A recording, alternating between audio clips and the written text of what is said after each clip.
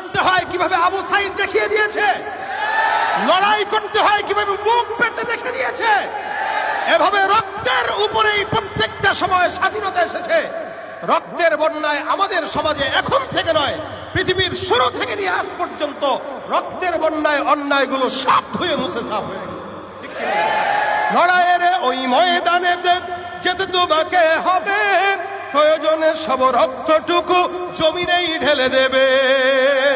লড়াইয়ের ওই ময়দানেতে যেতে তোমাকে হবে, প্রয়োজনে সব রক্তটুকু জমিনেই ঢেলে দেবে। তবুও তোমায় লড়তেই হবে, মানবে না পরাজয়।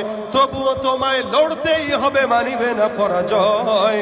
বিপ্লব মানে জীবন দেয়া বসে থাকা নয়, সে কোনো দিন আসবে না রে করো যদি ভয়। আসবে বিজয় রক্ত আর জীবনের বিনিময়।